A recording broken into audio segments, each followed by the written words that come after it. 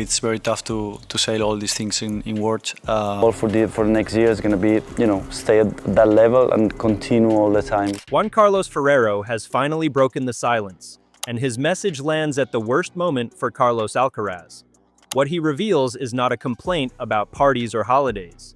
It explains why Alcaraz's lifestyle worried his former team long before the split became public. The public saw Ibiza, they saw late nights. They saw Carlos reject advice, return refreshed, and win Wimbledon anyway. That victory destroyed the criticism overnight. It also made every warning from his camp look outdated. Ferrero saw something else. He was watching a champion gain money, freedom, power, and control before reaching his prime. The danger was never one trip. It was the moment success stopped feeling new. Ferrero feared that motivation could eventually fade while nobody around Carlos had enough influence to challenge him. That is where this story becomes uncomfortable. The same freedom that keeps Alcaraz happy may also test the discipline needed for a decade of dominance. His former coach believed the threat was hidden beneath the trophies, not inside the headlines. Subscribe now because the real revelation changes everything. Next, we uncover what Ferrero truly feared, why the team stayed uneasy, and whether Alcaraz's greatest strength could become his biggest weakness. Ferrero's concern began with a contradiction that had followed Alcaraz from the moment success arrived. Carlos wanted the records, the major trophies, and the place beside the greatest names in tennis. He also wanted enough space to remain a young man outside the stadium. Those desires were not automatically incompatible. The problem appeared when his team tried to calculate how much freedom an historic career could safely absorb.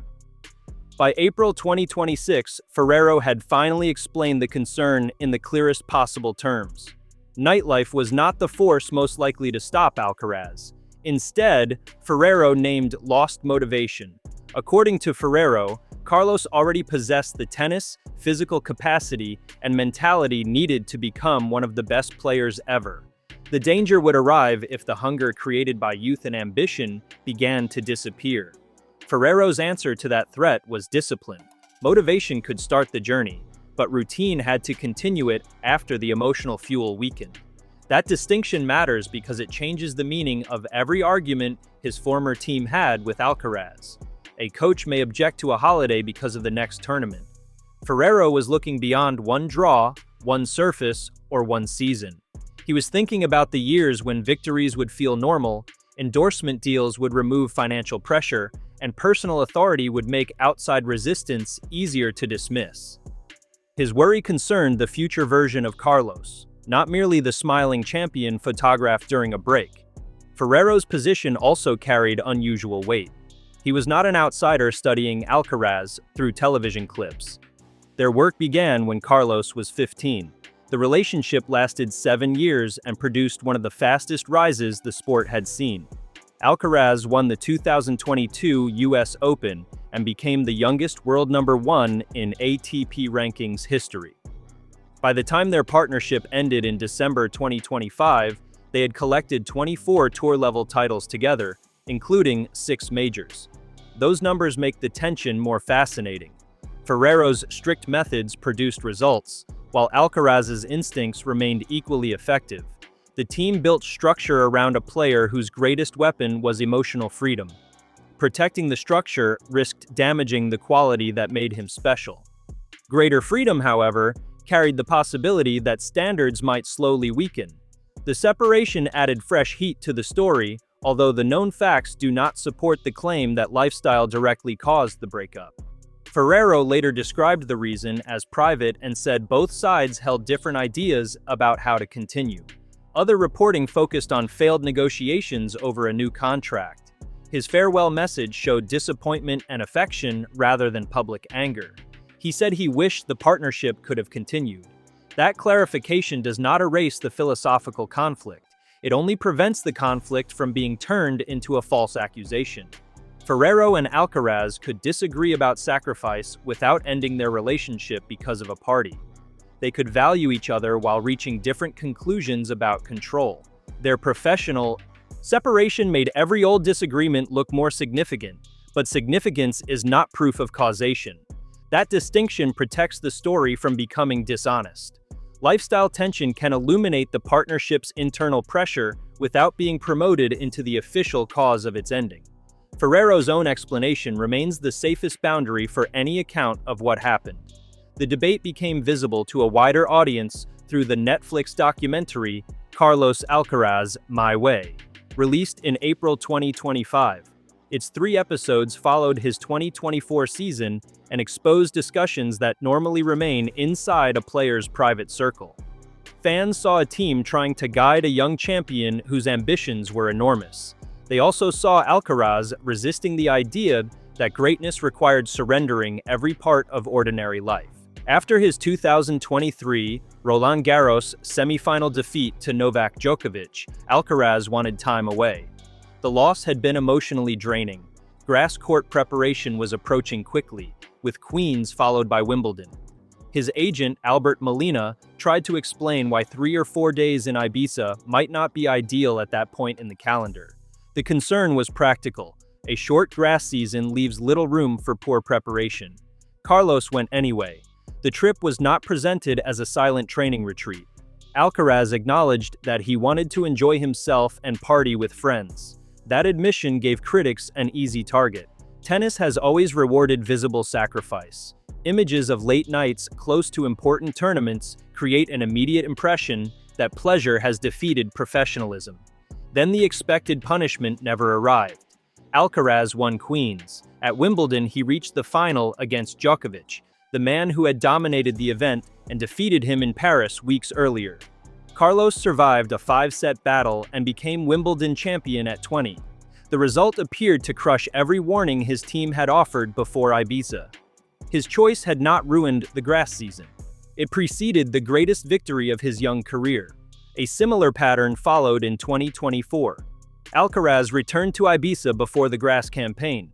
His physical trainer, Juanjo Moreno, described the decision as selfish in the documentary. The timing again created concern. Alcaraz answered with another Wimbledon title. Those outcomes created a dangerous argument for both sides. Carlos could point toward the trophy and say that his method worked. The team could answer that a successful outcome does not make every risk wise. Winning settled the public debate for that summer, but it could not establish a safe rule for an entire career. This is where the title finds its real justification. Alcaraz's lifestyle worried his former team because results were making his choices harder to challenge. Losing after ignoring advice usually makes a player more receptive. Winning under the same conditions suggests that his instincts deserve greater authority. Each triumph expands confidence. It can also reduce the influence of the people paid to raise uncomfortable questions. Ferrero understood that dynamic because coaching at the highest level involves more than improving strokes. Coaching demanded protection of his confidence alongside honest confrontation. Alcaraz needed permission to play with imagination. He also needed someone willing to discuss the cost of his decisions without being silenced by his ranking. The word lifestyle can easily become misleading here. It suggests a scandalous existence built around constant parties and careless preparation. The verified record does not support that picture. Alcaraz has trained at an elite level since adolescence. His results across different surfaces require enormous physical work, technical development, and competitive focus. Ferrero himself repeatedly praised his ability, mentality, and love for competition. His concern was about balance, not a complete absence of commitment. Carlos wanted to work intensely while preserving moments that made his life enjoyable. Ferrero questioned whether that personal formula could support the historic target Alcaraz publicly embraced. Becoming a major champion was no longer the standard. The conversation had moved toward matching the longevity of Djokovic, Rafael Nadal, and Roger Federer.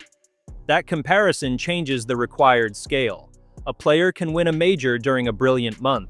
Historical greatness demands recovery across seasons, adjustment after injuries, emotional control during slumps, and preparation when the excitement has disappeared. The Big Three accumulated their records through repeated choices that rarely attracted attention because the sacrifice became routine. Ferrero had lived inside that world as a former #1 and Roland Garros champion. He knew how quickly a career could change.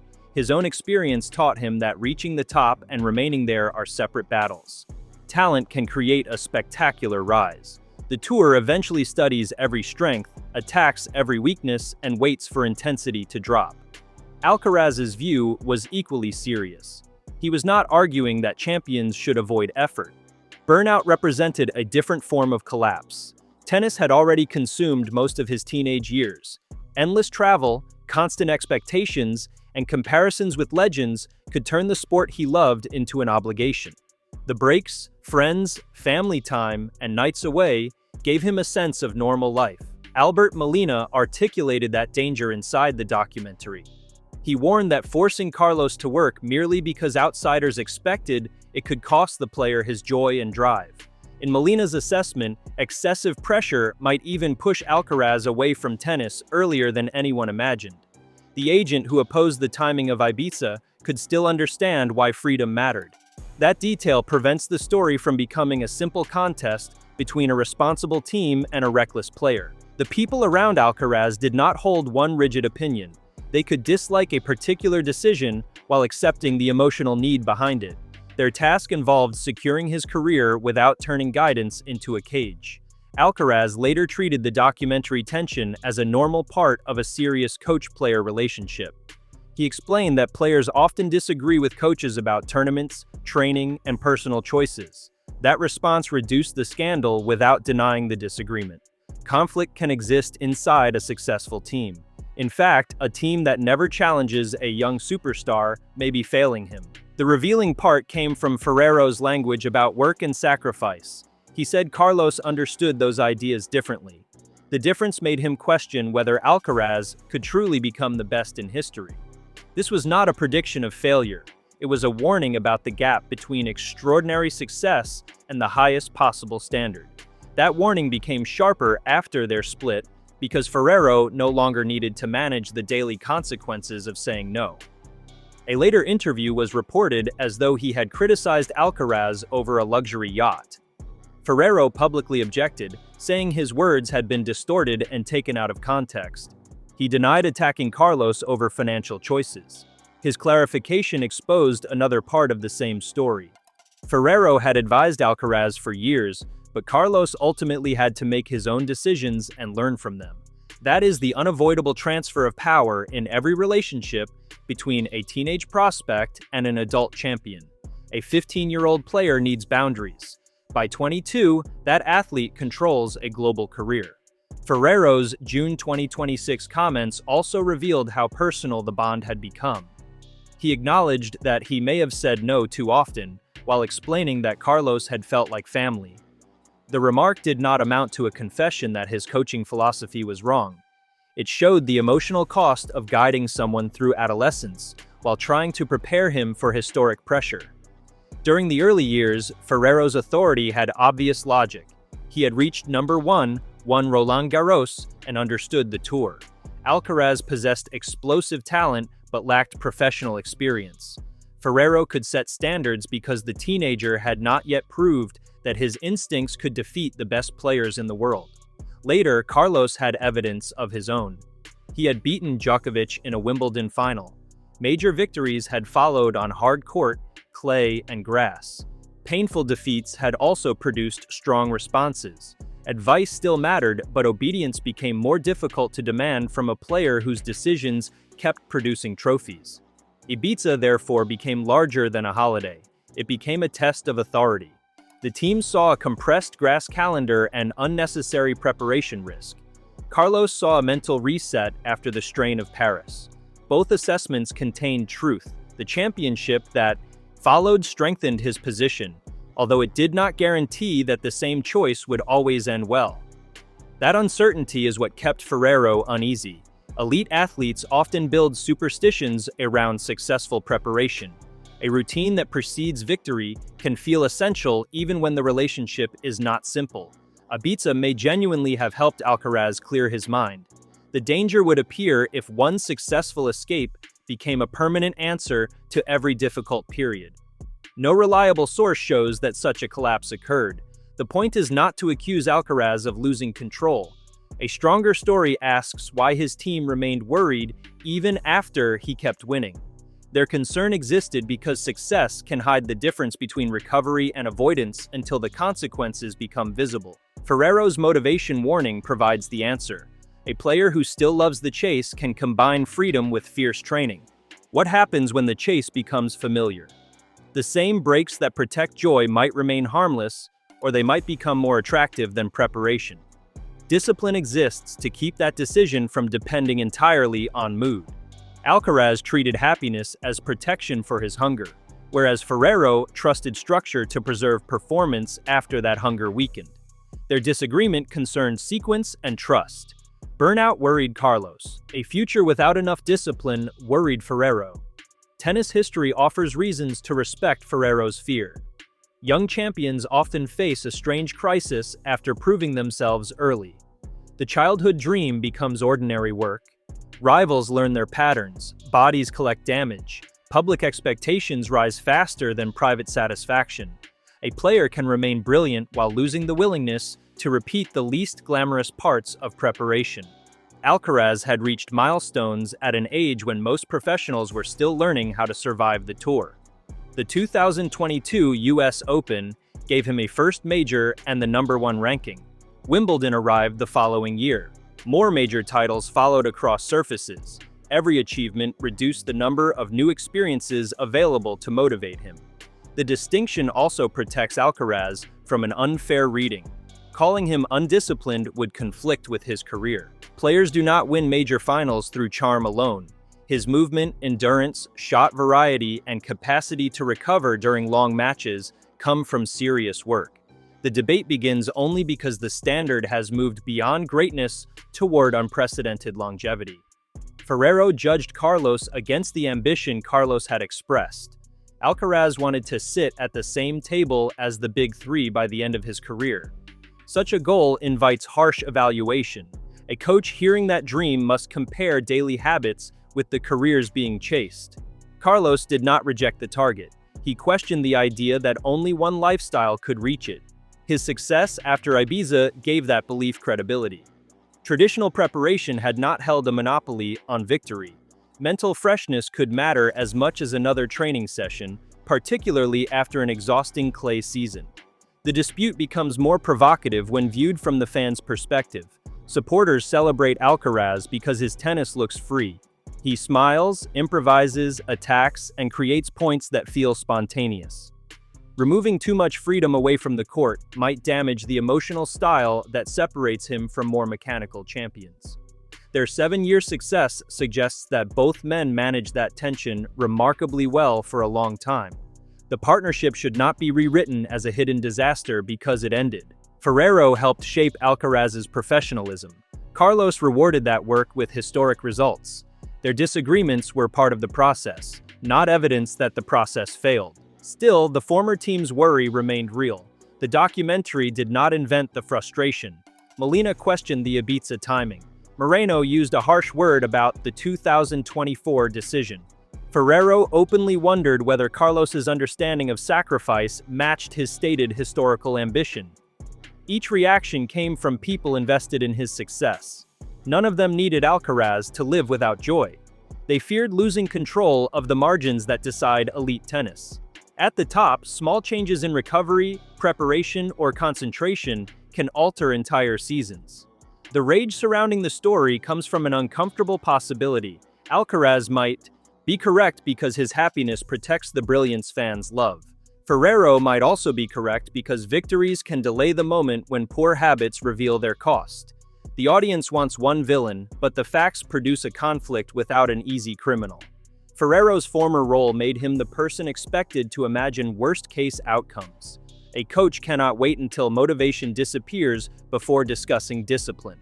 By then, the habits needed to survive that period may no longer exist. His warnings sounded severe because prevention always looks excessive when the feared disaster has not happened. Carlos had a different responsibility. He needed to preserve ownership of his life. Becoming a global athlete as a teenager can surround a player with adults who manage every hour.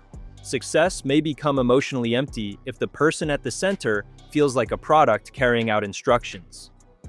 That concern explains why My Way was more than a documentary title. It summarized Alcaraz's demand for agency. He wanted advice without surrendering the final decision. The Ibiza trips became visible proof that he could choose against the team and still perform. Yet personal authority creates accountability. When Carlos chooses his way, victories belong to his judgment, and mistakes cannot always be blamed on restrictive coaching. Ferrero's departure makes that accountability more visible. Future results will be read as evidence about whether Alcaraz's preferred balance can last. It would be dishonest to treat every loss as confirmation of Ferrero's fear. Tennis players lose for technical, physical, tactical, and emotional reasons. A poor tournament does not prove that a holiday caused damage. An injury does not automatically reveal a lifestyle problem. Responsible analysis must separate verified events from dramatic interpretation. The title remains justified because Ferrero himself identified the deeper risk. He worried that early success could weaken motivation. His team had already expressed concern when Alcaraz chose enjoyment close to major preparation. Those facts support a story about lifestyle, influence, and discipline. They do not support claims of secret addiction, uncontrolled partying, or a breakup caused by scandal. The cleanest conclusion is more powerful than those inventions. Ferrero feared that Alcaraz might become too successful too soon for ordinary coaching pressure to reach him. Carlos had enough evidence to trust himself. The team had enough experience to distrust any formula that relied on permanent enthusiasm. That clash becomes even more important because Alcaraz's career is still young. The trophies already make him exceptional, but historical judgment depends on years that have not happened.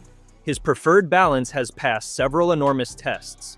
It has not yet faced every stage of a champion's life. Eventually, the tour will become less novel. Younger opponents will arrive without fear. Recovery will require more attention. Defeats may feel heavier because expectations will remain high. During those periods, Ferrero's warning about discipline will receive its true examination. Alcaraz may answer by proving that joy can be structured without becoming sacrifice. He could create a different model for longevity, one that includes short escapes, close friendships, and control over his calendar. If that approach works, Ferrero's worry will look understandable but overly traditional. Another possibility remains. Freedom may become harder to regulate once the original team's authority has faded. Success can make every limit feel optional. Should motivation drop, the routines Ferrero defended could become the difference between a temporary slump and a permanent decline. No one can honestly declare which future is coming. Ferrero never claimed that failure was certain. He said losing motivation was the only thing he believed could stop Alcaraz. The statement was praise wrapped inside a warning. It suggested that rivals, technique, and physical limitations were less threatening than a change inside Carlos himself. That is why the revelation cuts deeper than gossip about Ibiza. Parties create photographs. Motivation leaves no visible evidence until performance changes. Visible happiness can coexist with fading drive, while victories may continue even as the foundations slowly shift. Coaches worry about those hidden changes because the scoreboard often notices them late. Ferrero spent years close enough to observe how Carlos responded to pressure, praise, fatigue, and freedom. His concern came from daily experience, although it remains an opinion rather than a proven diagnosis. Alcaraz's results deserve equal weight. He repeatedly showed that stepping away could restore him. Their opposing conclusions may both contain part of the answer. A lasting career needs happiness and discipline because either quality can become destructive when the other disappears. Their correct balance changes with age, health, and ambition. Ferrero's former team worried because Carlos preferred to control that balance himself. They knew how difficult it is for any young champion to judge when recovery ends and avoidance begins. Direct opposition could also damage trust. The relationship eventually reached a professional end, yet affection survived. Ferrero said he remained in contact, though distance had grown. He continued to support Alcaraz emotionally and expressed no desire to see him fail. That response matters because it removes the bitterness required for a revenge narrative. His comments were not the words of a former coach celebrating future trouble. They sounded like the concern of someone who had helped raise a champion and still recognized the unresolved risk. Ferrero could step away from the team without switching off the instincts formed during 7 years together. Alcaraz also avoided turning the disagreement into a public attack. His farewell thanked Ferrero for the journey they shared. The respectful tone suggested that different philosophies did not erase the relationship's value. Fans should therefore resist the easiest version of the story. Ferrero did not finally reveal that Alcaraz had been living a secret double life. He revealed why visible moments of freedom carried a larger meaning inside the team. Every trip, disagreement, and rejected instruction touched the same fear. What protects greatness after the original hunger changes? For now, the evidence favors neither complete alarm nor complete dismissal. Carlos has earned the right to trust a method that produced titles. Ferrero earned the right to question whether that method can survive every future test. Their disagreement is compelling because both arguments are supported by real success. The former coach's warning also creates a challenge for the people who remain around Alcaraz. They must preserve honesty without trying to recreate Ferrero's authority. Samuel Lopez and the continuing team inherit a player who understands his own power. Their influence will depend on trust rather than history alone. Any future conflict over scheduling, training, or recovery will now carry extra pressure. Frequent agreement could weaken standards. Unexplained refusal could revive the struggle over control. The new structure must find a language that Alcaraz accepts while retaining the courage to challenge him. Carlos's response will define the next stage. He can use independence as a reason to become more responsible, proving that freedom does not require supervision to remain productive. That would answer Ferrero's deepest concern. It would show that discipline had become internal rather than imposed. Should his focus ever decline, critics will immediately return to Ibiza and claim the warning was ignored. Such a conclusion may still be too simple. Careers rarely turn because of one location or one habit. The larger question will involve how Alcaraz reacts when desire weakens and whether he can work without needing constant excitement. This is the real danger Ferrero identified. Carlos does not need to stop smiling, avoid friends, or reject every celebration. He needs a system strong enough to operate on days when none of those things restore his hunger. The irony is brutal. Alcaraz's joy may be the reason he reached greatness so quickly. Protecting that joy could extend his career. It could also become the argument used to resist limits. The same quality can serve as medicine or permission, depending on the moment. Ferrero saw that ambiguity before most fans did. His former team experienced it whenever Carlos chose his instincts over their preparation plans. The trophies kept ending the argument in his favor, but coaches cannot build long-term strategy around the assumption that victory will always arrive. Alcaraz now carries the freedom he defended. He also carries the burden that comes with it. Every major decision will reveal whether his way is a sustainable philosophy or a brilliant solution suited to youth. The final verdict remains unwritten, which is exactly why this story matters. Ferrero has identified the crack that might never open. Alcaraz has already shown enough strength to keep it closed. Tennis will spend the coming years watching which truth survives. Tell us where you stand. Was Ferrero protecting Alcaraz from a danger that success had hidden? Or was he trying to impose an outdated model on a champion who understood himself better? Share your verdict in the comments, subscribe for more fact-based tennis stories told from the angles others avoid, and turn on notifications so you never miss the next revelation.